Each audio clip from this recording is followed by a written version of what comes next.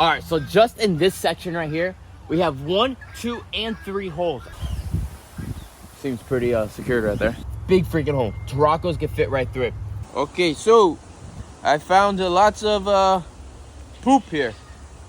Don't know what kind. What is going on, everybody? Welcome back to another video here at the ranch. Another cold front is coming in, but everything is already prepped on the ranch, so we don't have to worry about anything with this cold front. But what we are doing today is I just got done cutting the back of the otter enclosure. Because there's a gap between the fence line and the otter enclosure, things grow there. We did the same exact thing behind the cassowary enclosure. I'm gonna go show you what it looks like. It's a nice clear path back there now.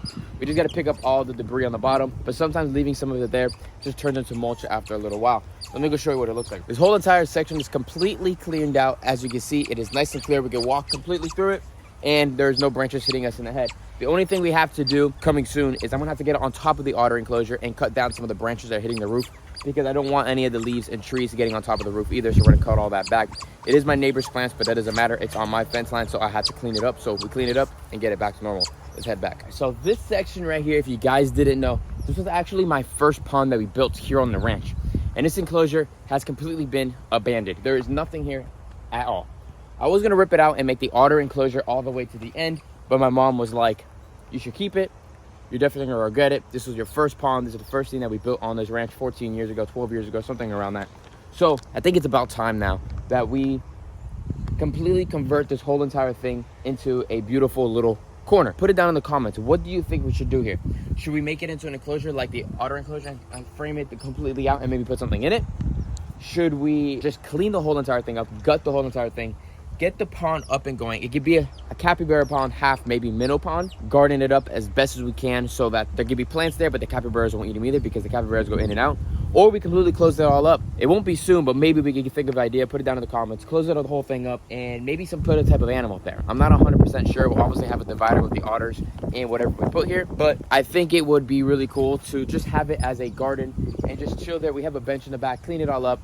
Nice little waterfall. I don't know. Put it down in the comments. And what do you think we should put with this little square right here? I would say it's close to about 25 by 25 little area, and we can go as high as we want because the sky's the limit. But enough talking there. Cassandra's actually holding a bag of zip ties right here, and we go through a lot of these here on the ranch because unfortunately they only last for so long. Even though they say they're UV resistant, they do go bad in the Florida sun, and we're always replacing zip ties for our shade cloth. We use shade cloth around a lot in this ranch because it really does help to keep the animals calm, blocks out our neighbors, and mostly just keep the animals calm at the end of the day. Cassowary enclosure, if you guys have not seen, we just put up a video of that. And if you guys want to see that in video, go check it out. We still have a lot more to do for this enclosure. We still have to put the doors in, and we have to rip everything else out, and we have to figure out what plants we want to put still too. For some odd reason, every time we come over here, it gets really freaking windy. I don't know why. I think it's just like a kite for the bamboo tree to start like grabbing wind for us. But we have to head inside the aviary. We have a lot of shade cloth in there as well. And inside of here, I gotta start talking louder. We gotta fix the shade cloth. So let's get inside here and see how the aviary is doing today. All right, so you can see it has came off right here. So we just gotta give ourselves a little bendy bend. And what I like to do is try to get it into that red brand over there because that stuff is real strong compared to the critter fence, and it lasts a little longer and it won't rip the other stuff. So we go like that, and bam, done, easy, ready to go. My neighbors are awesome. They love the animals, but when my neighbors are doing landscaping and there's other people around, unfortunately, some of the landscapers and stuff like that can be not as respectful as my neighbors. So they might be staring at the animals. They could be, there could be different things. And on top of that, the loud noises sometimes spooks some of the animals, even though a lot of them are very, very used to it. And the reason why they're so used to it is because from the day I've gotten them, I get them used to all those situations. I do live in an urban area and I don't live in the middle of absolutely nowhere. So they're gonna get faced with those situations. They're gonna have, loud noises, machinery around. Things are gonna happen where, like I said, we're not in the middle of nowhere. So crap happens. They gotta get used to that kind of stuff. If not, they're just gonna kill themselves at the end of the day. And that's what comes down to it. They're gonna get so spooked out, so stressed out, and they'll kill themselves. But if they're born into it and they're used to it from the get-go, they get transferred into their new enclosure, there's really no situation. Look at the Taracos. They look absolutely beautiful inside of the strawberry tree. The strawberry tree is huge. We always have to cut it back, but you can see that Taraco all the way up there. I mean, there is nothing more naturalistic than that bird inside of that tree right there. There's nothing. There's absolutely nothing. It's a legit tree. It's a real tree. It's in the freaking ground. I mean, it's beautiful. It creates food for the birds. They're able to forage through the trees. Aviary is absolutely amazing. I definitely think 2024 is aviaries all the way. I've been saying it all the time. And a lot of people are starting to talk about it more often, and probably should be giving credit to me, because there is not that many people, I'll tell you that right now, on YouTube making aviaries this size, this large. There are people out there doing them. I know that for the fact. Overseas, there's tons of people. Zoos obviously do it, but it's a lot of money too. Wow. If I would have kept on talking, then you would have not caught me on that one. Look at this big old crab spider. Put that right here. All right, here we go. We're gonna have to go into my neighbor's yard though soon though, because you're gonna see this Everglades plum tree or bush, whatever. It's really growing through their net. We have to cut that back. But we're gonna come this way more. Keep on. Whoa, there, cowgirl. Almost got attacked again. You know I haven't came here this morning. All right, keep on walking. No more turtles stuck inside of the area that we fixed that one time if you haven't seen. So yeah, just, you know, little things we have to fix all the time. Here we go. If you like got small little fingers, and we can grab that right there. And that's it. So we're not gonna bore you and do that the whole entire time. But the reason you guys clicked on today's video is that there's possibly a predator that could be inside this aviary. Or it most likely left because none of the birds are acting crazy whatsoever. But there are holes inside the aviary. I always check for holes all the time. But I think when I was sick about 2 weeks ago, obviously I was out of the weather. My sister and mom are not looking for those kind of things. They're just here to make sure the animals are happy, healthy, and making their counts and all that. They're not looking for holes like I do. And there's quite a few holes inside of this area we have to fix. So let me show you, and we're gonna start patching. All right, so check it out, you guys. Don't fall back, center. Right here, we have a hole. Right here, we have a hole. So normally we get our holes inside of this aviary. Oh my goodness gracious. Look, look, this is where we normally get holes.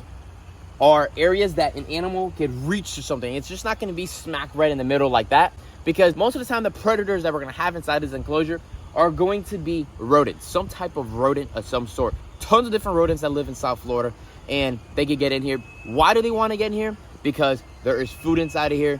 There is beautiful plants inside of here. There's water inside of here. The swamp could get completely dried up, and they want to come inside here. And just animals are just a pain in the butt. They always want to go somewhere where they're not supposed to go, and other animals always want to go where they're not supposed to go. Meaning, my animals always like to go outside. It's just always something. All right, big freaking hole. Turacos can fit right through it. Fortunate enough, my Turacos absolutely love their aviary, and they don't even try to get out. But we don't want that situation whatsoever. That hole got big enough, a hawk could get in here. We wouldn't want that to happen. A large snake could possibly get in here. I'd probably think a corn snake obviously could fit through here without a doubt.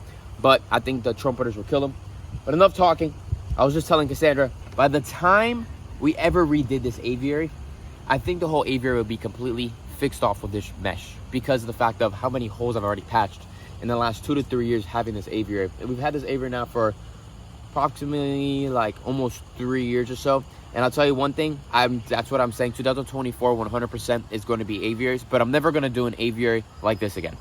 That's just, unfortunately, I'm not. It's called a learning curve. Not everyone's going to teach you everything, and you have to, you know, live and learn. And I built this, it's beautiful, but maybe in the future I'll rebuild it in a different way, which most likely will have to happen, because this net is a no-go. Let's go grab some patching tools and let's start fixing. Look at that, you guys. The Turacos are absolutely just doing what they do best, living their best life. They're on the water's edge, something they would do in the wild. And the male was just feeding the female. I mean, that's what they're supposed to do.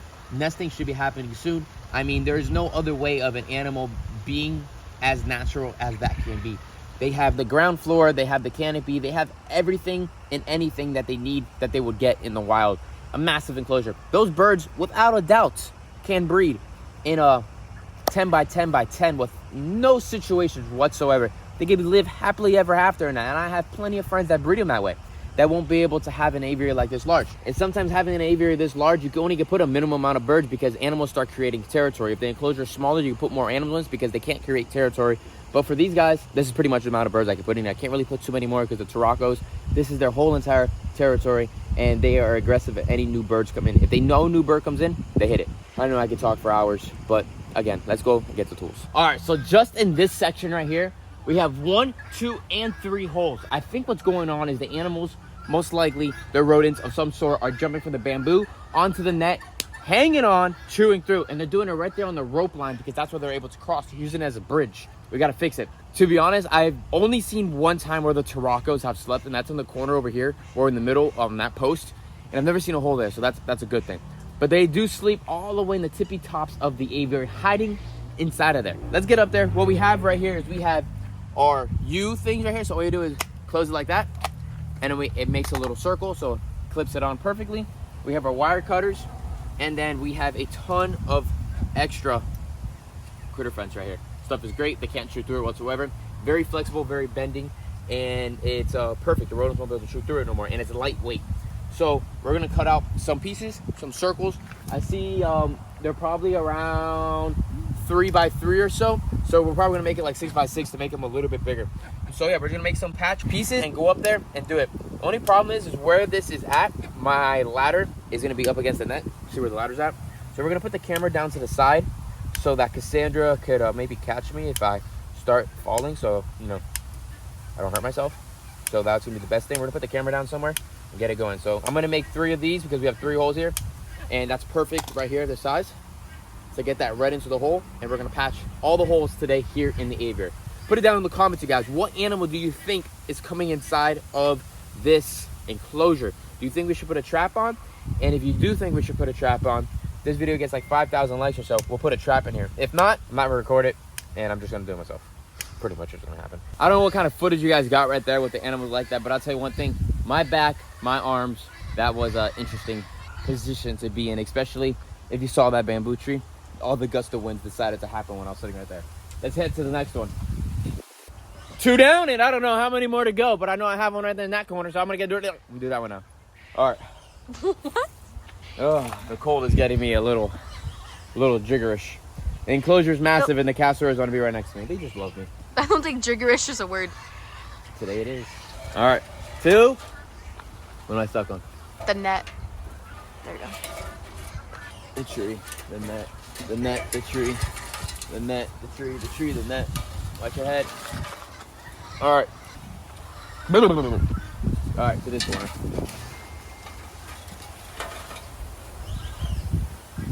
Seems pretty secured right there. Let's do it. Okay, so I found lots of poop here. Don't know what kind. Rodent. That's all I know is rodent. All right, so fix the hole here, fix the hole here. I feel like I'm a freaking Spider-Man. Let's get down slowly. Those the birds. Okay. Woo. Woo. Perfect. Look at this. There's a freaking papaya tree growing on the other side of here, and I did not put that there. They are definitely a nuisance if you don't want them. Thank you for the gun, my friend. We're gonna head over there and go close up some more holes. We already closed up 1, 2, 3, 4, 5 holes. Way too many to feel comfortable. All right, here we go. More holes to patch. It is gonna start getting more chilly soon, so I wanna finish this bad boy up. I need to start doing my afternoon feedings. We did quite a few things here on the ranch today. If you guys have not followed Blake's Exotic Feeders, I definitely say to do so. Only, this is only. You have animals that eat other animals. Like Poncho and Pinky, they eat other animals. They eat other birds, naturally. So, if you have monitors, you have snakes, you have crocodilians, you have birds of prey, you have tortoises, you have turtles. All those animals eat other animals. So, here at Blake's Exotic Animal Ranch, I am growing organic quail. So it's all raised here with my family on the ranch, and we humanely euthanize them first, and then we freeze them. We package them on different sizes, different weights. If you guys are interested in any quail for any of your animals, DM me, Blake's Exotic Feeders. Go check it out. That's our sponsor for today. People always ask me how I'm able to pay for the ranch. Well, it's a new business I started here on the ranch, and that's gonna help take care of the other animals here on the ranch. And it's something that animals have to do. They have to eat other animals, and it was another way of me to bring in another revenue here to the ranch. I get sidetracked pretty quickly, as you can see, just like the birds. Let's fix this hole. We got that piece in place.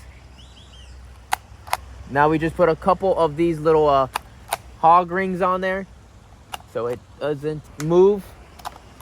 And that helps keep the animals from chewing in that same spot again. And now it prevents it, so they do keep on chewing in that spot again. They can't, because now there's the critter fence. But I think we're going to end the video for today, you guys. We did a lot here on the ranch today. Did a lot of talking on the ranch. Look how beautiful the Turacos are here. Check a look real quick. Hopefully we can get one to do a quick look at the wings. Watch when he takes off. Watch when he takes off. They just bounce around. When me and my sister and a couple of our friends went to South Africa, we saw another species of Turaco, and you can see them jumping through the mountains. And when they were jumping through the mountains into the trees, all you saw was the red patch of flying. And that's how you're able to see the birds. Mostly all Turacos have that, except I think like one species. But check out the wings. Hold on. Check out the wings again. You Give it a second. Give it a second. You got to be patient with animals too. When you go into the wild, animals don't just pop up. They pop up on video. That's because somebody placed the animal there. Most of the time, that video is probably going to be fake. That's why when I go out into the wild, it takes a long. Woof! Look at those wings. Woo-wee! You saw that, right, you guys? Super, super, super beautiful. Check out the fish, you guys. The fish look absolutely amazing. Some of these tilapia look big. We're gonna be cleaning out the capybara pond very soon. Stay tuned in this week coming up. Take out all the fish over there, throw the fish over here, because I think it's gonna be a lot better for the fish's health and for the fish to be over here. Capybara pond is more of a poop bowl, pretty much when it comes down to it. What the heck are you guys doing? And the Ria's eating. Oh my God. I was growing that plant there. You know what was growing there? That was a pond apple tree. It grew there perfectly, and the Rios completely destroyed it. It was growing good. Like, it had no situation. It was looking great. Rios devoured it. The Rios and the white emu are always right here. They're like, yo, what's going on? All right, let me end this video, guys. Give this video a thumbs up. Subscribe to the channel. Put your post notifications on. Stay tuned for all the videos here at the ranch. We're trying our best to post as many videos as we can for Vlogmas, but as you know, it's not the easiest. We got a lot of things we do here on the ranch all the time. Cassandra's studying for her test. I'm taking care of animals. I'll see you guys later. Peace out, everybody.